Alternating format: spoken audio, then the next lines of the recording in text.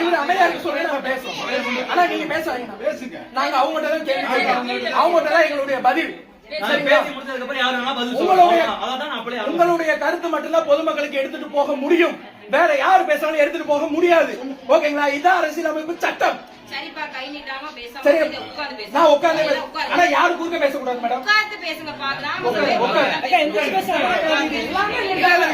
எல்லாரும் மேடம் நான் பேசுறேன், யாரு குறுக்க பேச வேணும். எங்க இருக்கு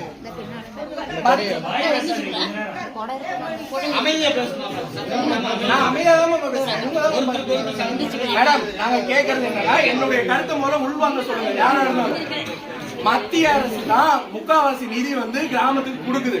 ஆமாவா இல்லையா? நீங்க சொல்லுங்க. நிதியை கொடுக்கறதுல நிதி எங்க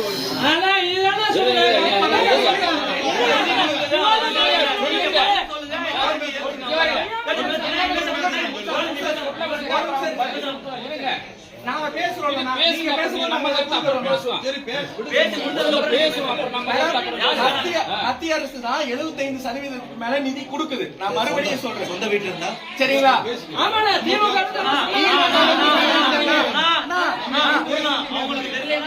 நான் பேசுற போல கேளுங்க. எங்களுக்கு கத்து தெரியும்னா பேச சொல்றீங்க. பேசினா திரும்ப மறுபடியும் நீங்க எத்தனை இடம் சொன்னாலும் கூட்ட முடியாது. நான் இதான் ஸ்டார்டிங்ல இருந்து சொல்லுவேன். நீங்க இடையில பேசலாம். மத்திய அரசு நிதி தான் 75% கிராமத்துக்கு வருது. சரிங்களா மேடம்? நாங்க என்ன சொல்றோம்னா இன்னைக்கு எத்தனாவது குடியரசு தினம்? 77வது குடியரசு தினம். சரிங்களா? 77 வருஷம் ஆச்சு நம்ம குடியரசு வாங்கி, சுதந்திரம் வாங்கி 80 வருஷத்துக்கு மேல ஆயிடுச்சு. ஆனா இன்னும் நம்ம அதிகமா ஒரு குடியரசுத் தலைவர் போட்டோ இல்ல. நான் பிரதமர் கேட்கல. சரிங்களா? உங்களுடைய உணவுத்துறை, துணை முதலமைச்சர், முதலமைச்சர், ஊரக வளர்ச்சித்துறை அமைச்சர் எல்லா போட்டோ வைங்க. ஏன் குடியரசுத் தலைவர் போட்டோ வைக்கிறதுக்கு உங்களுக்கு என்ன? ஊராட்சி செயலர் பதில் சொல்லணும். நான் கேட்கறது ஊராட்சி தலைவர் பிளேஸ்ல கேட்கல. ஏன்னா ஊராட்சி தலைவர் மக்களால் அங்கீகரிக்கப்பட்டவர், ஒரு கட்சியை சார்ந்தவர். ஊராட்சி செயலர் என்பவர் அரசினுடைய ஊழியர். அரசுங்கும் போது பஞ்சாயத்து ராஜ்ன்றது பஞ்சாயத்து ராஜ் சட்டம் 1995 படி வந்தது. எதுனா முதல்ல வந்து இயக்குனதே குடியரசுத் தலைவர். குடியரசுத் தலைவர் எந்த ஒரு சைன் போடாம எந்த ஒரு சட்டமும் இங்க பாஸ் ஆகாது. நீங்க சொல்ற ஜிஓ ஸ்டேட் கவர்மெண்ட் இருந்தாலும் சென்ட்ரல் கவர்மெண்ட் அப்படி கையெழுத்து போடுற குடியரசுத் தலைவர் திருமதி திரௌபதி முர்மு அவர்களின் போட்டோ வைக்காத காரணத்தை நீங்க சொல்லுங்க. உங்ககிட்ட தான் நான் கேட்கிறேன். திருப்பி நான் சொல்றேன், உங்ககிட்ட மட்டும் தான் கேட்கிறேன். ஏன் இத்தனை வருஷம் நீங்க வைக்கல?